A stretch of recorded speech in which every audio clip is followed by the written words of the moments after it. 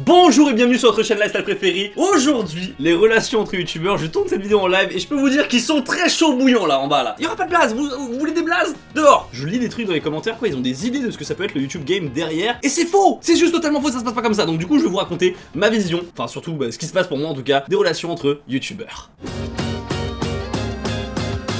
Déjà, premier point que je voulais aborder, c'est que on connaît beaucoup plus de monde que ce que vous pensez. Vraiment, souvent, il y a des gens qui me demandent, mais même ne serait-ce que dans ma niche, tu vois, dans la niche qui est le YouTube Japon, tu connais Japania et tout. Mais je dis, bien sûr qu'on se connaît. Mais franchement, si je devais vous dresser la liste des youtubeurs que j'ai déjà rencontrés ou qui je peux converser, tu vois.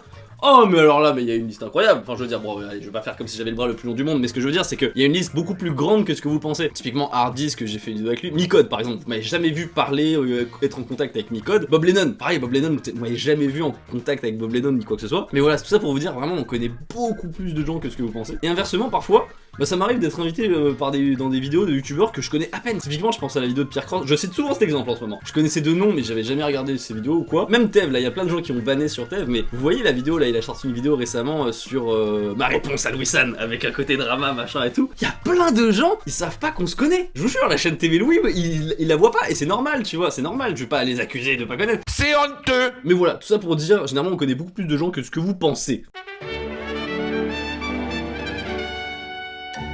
On va rentrer dans un truc un peu plus peut-être croustillant, c'est quand on est en convention. Feu les conventions, parce que maintenant les conventions c'est terminé, voilà. Et je peux vous dire que il se passe des trucs en convention, parce que franchement, c'est le moment de rencontrer du beau monde. T'as une salle VIP et tout, où t'as plein, t'as toutes les influenceurs. T'as le choix, soit y a pas trop de monde et tu dis bonjour à tout le monde, tu vois, soit tu dis bonjour que aux gens que tu connais. Et c'est vrai qu'il y a certains qui t'ignorent violent. Ah ça arrive, c'est-à-dire que tu sais c'est vraiment la vidéo genre bonjour, bonjour.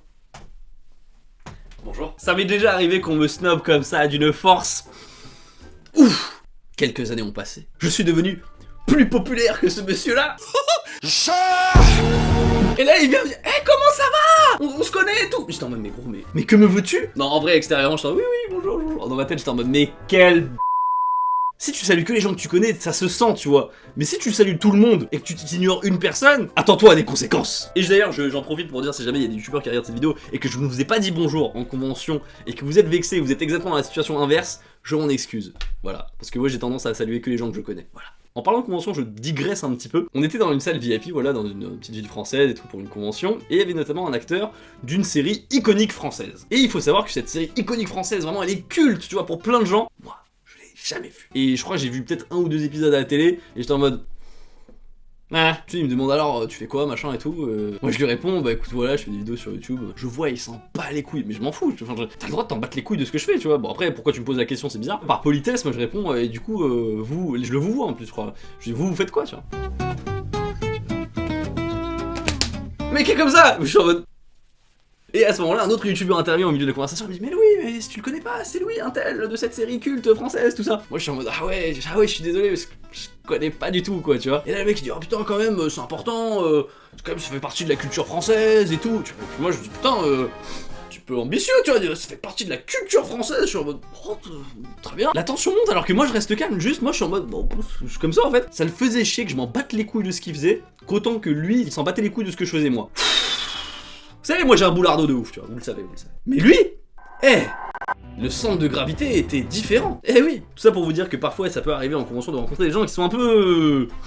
comme ça, hein. Et inversement, il y a une situation qui arrive parfois, j'ai pas envie de dire gênante, mais c'est... Si, c'est gênant en fait. Je vous raconte tout de A à Z. J'étais à Webedia, je me baladais comme ça et j'allais partir. Il y a un mec qui m'arrête, il me dit hey mec, putain, c'est toi Louis-San, je le salue et tout. Et il me dit attends, il y a un tel qui va arriver, je sais qu'il est grave fan de toi et tout, et ça lui ferait trop plaisir que vous parliez, tu vois. Et je suis en mode, bah écoute, y'a pas de soucis, mais Et tu sais, à la tête du mec qui vient, je me dis, je sais qu'il est connu. Le mec, il est connu comme ça. Et moi, je suis en mode...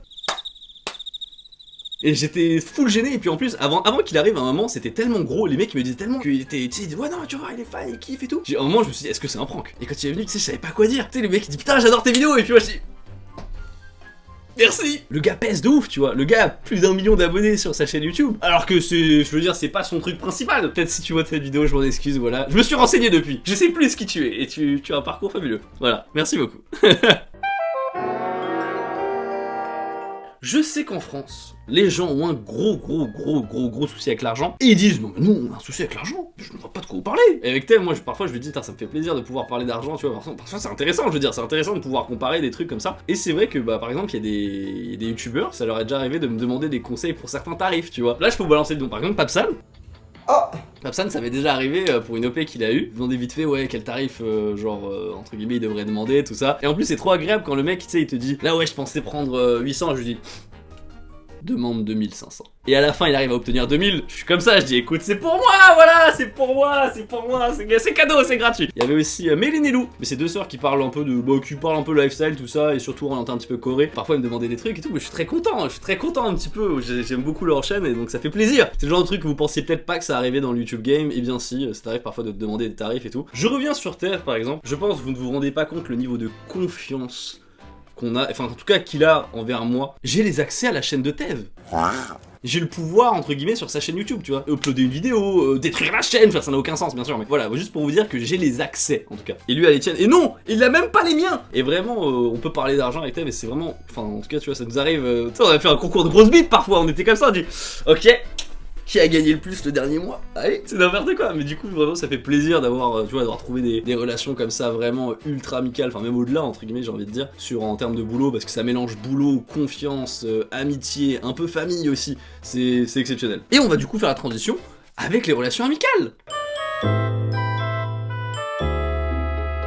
Alors je pense sincèrement, depuis 6 ans que je fais YouTube, je parle vraiment bien de youtubeurs, parce qu'il y a des gens aussi un peu dans le milieu mais c'est un peu différent. Il y a Marie, déjà, Sora, Tev forcément, tu vois. Julien Fontanier aussi, vous me voyez rarement avec lui, mais Julien Fontanier, c'est un amour. Et du coup, ça m'arrive de leur confier des trucs de fou. Mais par contre, j'ai quand même quelques règles, je vous avoue, que ça soit sur les relations de youtubeurs et tout. Je ne bois pas avec des youtubeurs. Qui est raide? Merci d'intervenir dans les commentaires. Lâche merde, t'es incroyable! Putain, attendez, j'ai oublié quelqu'un. Wow, je suis en ma boule, moi, attendez. J'ai oublié Mitsuki, là, dans la liste de tout à l'heure, là, que je vous ai cité.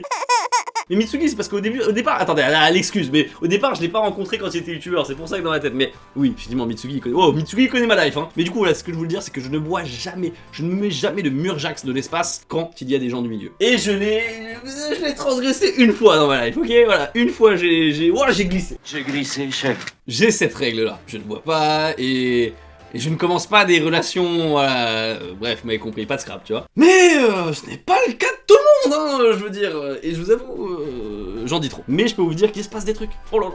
Oh là là! Ah, je vous vois déjà en commentaire en train de rager, en train de dire putain, si c'est pour nous dire ça, ne dis rien, ça sert à rien, fils de pute. Voilà, je m'en bats les couilles. On va passer au prochain sujet, les relations amoureuses.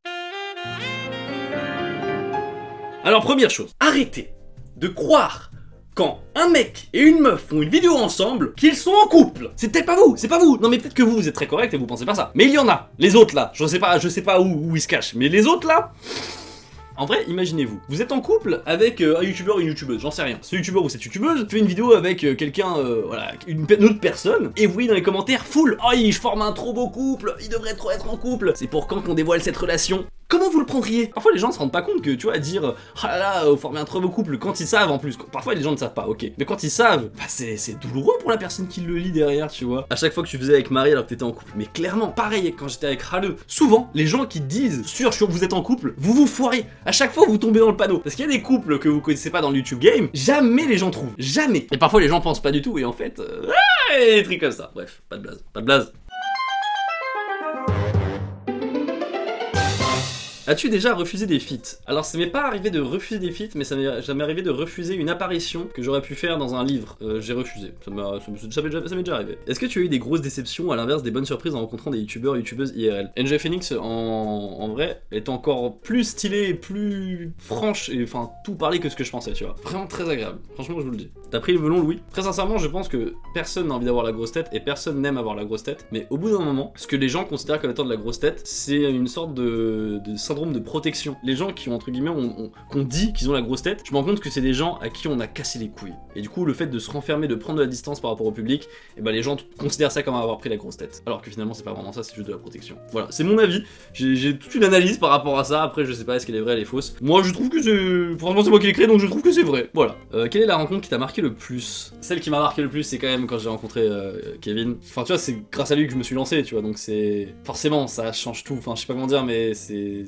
Real goal tu vois donc c'est vraiment... Non c'est trop bien. Tu as déjà rencontré des idoles du YouTube game avec qui tu aimerais faire des feats, ou tu as déjà rencontré tous ceux que tu voulais? En soi, j'aime pas envie d'avoir les trophées comme les gens, tu vois ce que je veux dire, j'ai pas envie d'avoir des trophées en mode ah j'ai fait la vidéo avec lui, ah j'ai fait la vidéo avec lui. Quand je propose, c'est forcément pour ma chaîne, tu vois. Genre je veux pas entacher leur travail, je veux pas entacher leur chaîne, je veux pas entre guillemets m'imposer sur leur chaîne ou quoi que ce soit. C'est pour ça que généralement c'est plus, vous savez, vous avez vu JDG venir chez moi, vous avez vu Kevin venir chez moi, mais jamais vous me verrez sur la chaîne Le Ray Jaune, jamais vous me verrez sur la chaîne JDG, tu vois. Je sais pas comment dire, mais j'ai pas envie d'entacher leur chaîne, tu vois. Quel a été le moment le plus gênant en feat? Le moment le plus gênant, j'ai pas. En fait, le truc c'est que tant que j'ai pas de souvenir, ça veut dire que c'était pas si gênant que ça en fait. En vrai, si tu fais des feats avec des gens que tu apprécies, même si tu les connais pas en fait, si t'apprécies leur travail ou quoi, et que tu les connais à travers l'écran un minimum, et bien ça se passera bien hein, généralement. On t'a déjà demandé de payer pour des feats ou d'être payé? Jamais, jamais. Ça, moi, je ne pense pas que ça existe sur YouTube. Genre en 6 ans, jamais on m'a proposé de l'argent pour venir dans une vidéo ou j'ai donné de l'argent pour qu'elle vienne. À une exception près, quand par exemple Marie vient sur ma chaîne et que la vidéo est sponsorisée et que je fais toute la vidéo avec Marie, là je lui propose un petit billet.